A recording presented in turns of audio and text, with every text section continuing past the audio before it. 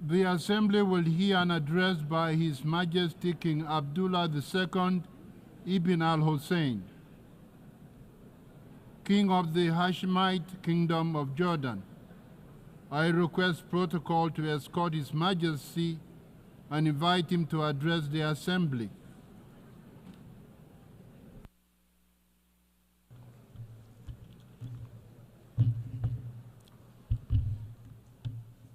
Bismillah ar-Rahman ar-Rahim. Mr. President, Mr. Secretary General, Your Excellencies. Over the past quarter century, I have stood at this podium amidst regional conflicts, global upheavals, and humanitarian crises that have profoundly tested our global community. It often feels that there was not a moment when our world was not in turmoil. And yet, I cannot recall a time of greater peril than this. Our United Nations is facing a crisis that strikes at its very legitimacy and threatens a collapse of global trust and moral authority. The UN is under attack, literally and figuratively. For nearly a year, the sky blue flag flying over UN shelters and schools in Gaza has been powerless to protect innocent civilians from Israeli military bombardment. UN aid trucks sit motionless just miles away from starving Palestinians. Humanitarian workers who proudly wear the emblem of this institution are disparaged and targeted.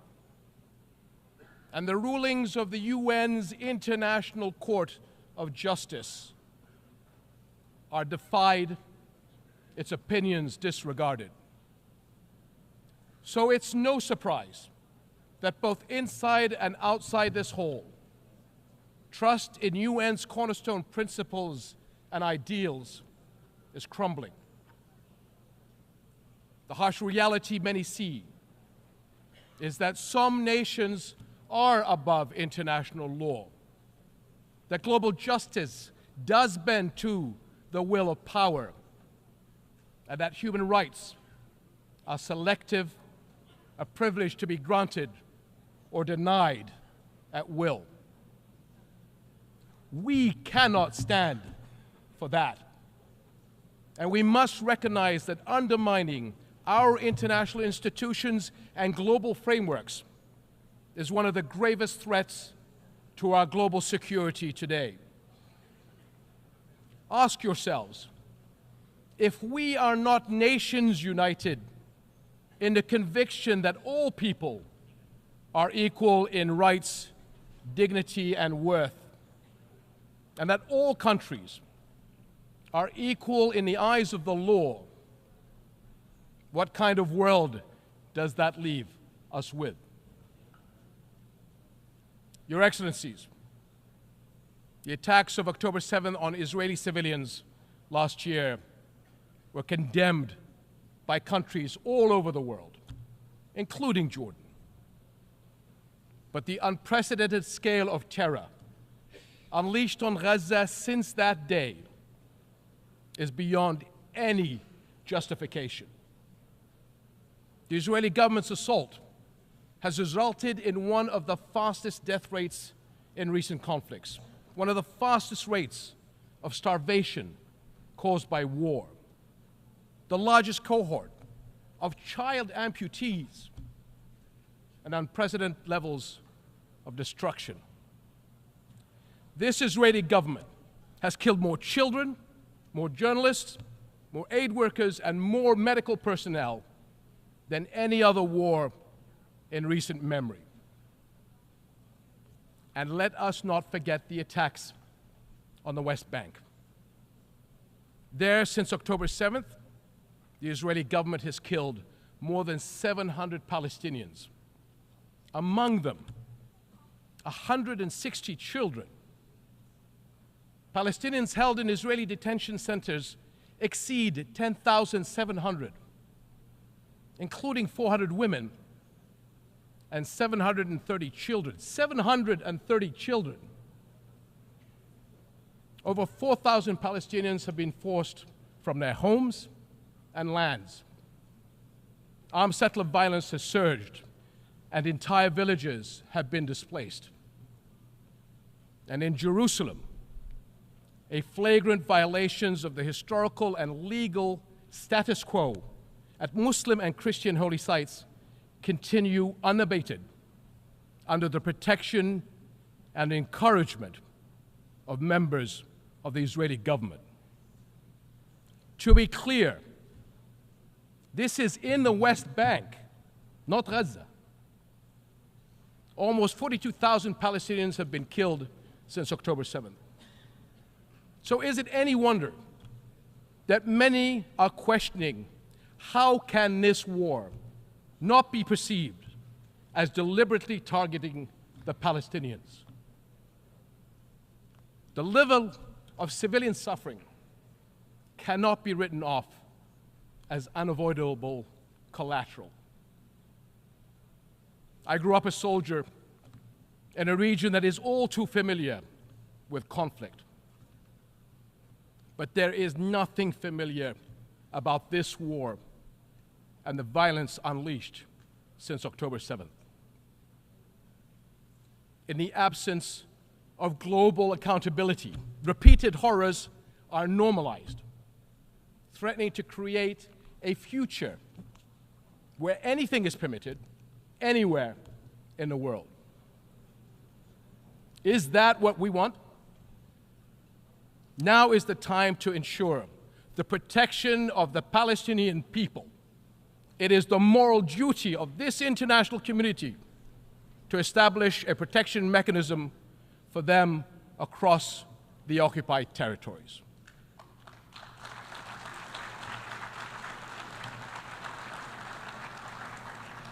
This will guarantee the safety of Palestinians and Israelis from extremists who are taking our region to the brink of an all-out war.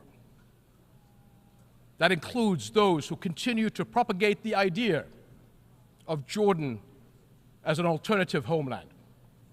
So let me be very, very clear. That will never happen.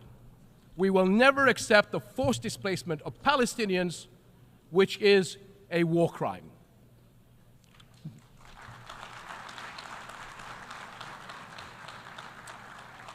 No country in the region benefits from escalation. We have seen that clearly in the dangerous developments in Lebanon over the past few days. This has to stop. For years, the Arab world has extended a hand to Israel through the Arab Peace Initiative, offering full recognition and normalization in exchange for peace.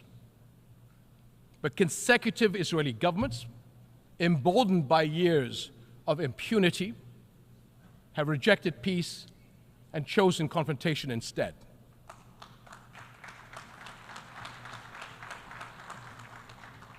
Impunity gathers force. Left unchecked, it gains momentum. Palestinians have borne more than 57 years of occupation and oppression. During this time, the Israeli government has been allowed to cross one red line after another. But now, Israel's decades-long impunity is becoming its own worst enemy, and the consequences are everywhere. The Israeli government has been accused of genocide at the ICJ. Expressions of outrage at its conduct are echoing around the world. Cities everywhere have seen mass protests, and calls for sanctions are growing louder. International frustration with Israel has long been mounting, but it has never been more exposed. For decades, Israel has projected itself as a thriving Western-style democracy in the Middle East. But the brutality of the war on Gaza has forced the world to look closer. Now many see Israel through the eyes of its victims. And the contradiction, the paradox, is too jarring. The modern advanced Israel admired from afar, and the Israel that Palestinians have experienced firsthand, simply cannot coexist. Israel will eventually be entirely one or the other. That is the choice its leaders and its people will have to make. To live by the democratic values of freedom, justice, and equality for all, or to risk further isolation and rejection. Over and over, we have watched Israel try to achieve security through military means. Each escalation is followed by a pause until the next deadlier one. And for years, the global community has taken the path of least resistance, accepting the status quo of the ongoing military occupation of Palestinians, all the while paying lip service to the two-state solution. But it has never been more evident that the current status quo is untenable. And as the International Court of Justice's advisory opinion underscored 2 months ago, it is unequivocally illegal. The court's opinion bears a moral imperative to us all. The obligation it carries is one that our nations cannot afford to ignore for the sake of our world, as well as the future for Palestinians and Israelis alike. Because both peoples deserve to live their lives in dignity, free of violence and fear. And the only way to achieve that is a just peace, one grounded in international law, justice, equal rights, and mutual recognition. That is something we, as nations and people everywhere, can and must unite around. Your Excellencies, the world is watching, and history will judge us by the courage we show. And it is not just the future that will hold us accountable, so will the people of the here and now. They will judge whether we, as the United Nations, will surrender to inaction or will fight to uphold the principles that anchor this institution and our world. Right now, they are asking whether we will stand by as parents watch their children waste away, as doctors watch their patients die for lack of basic medical supplies, and as more innocent lives are lost because the world failed to act. This war must end. Hostages and detainees must return home. But every day we wait is one day too long for far too many.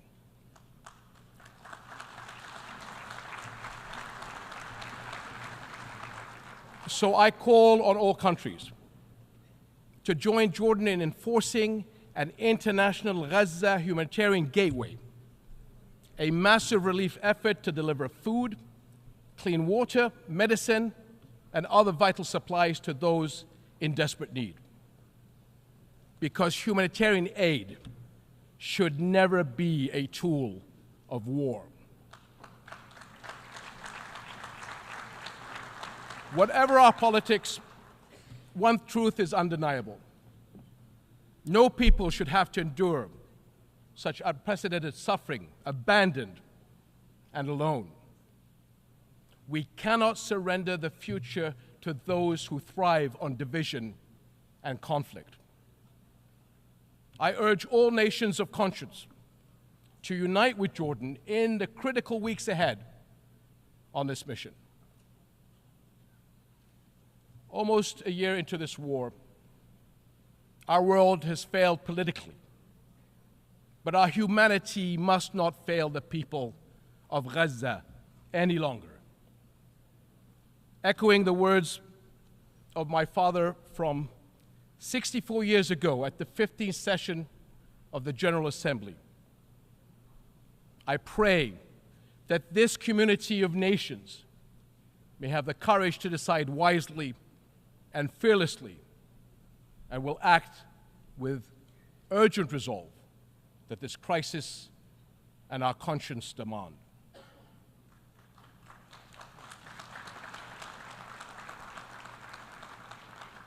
My father was a man who fought for peace to the very end.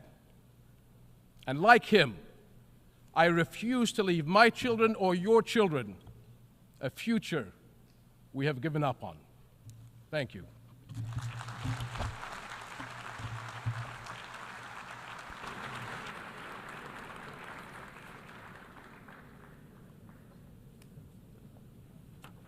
En nombre de la Asamblea.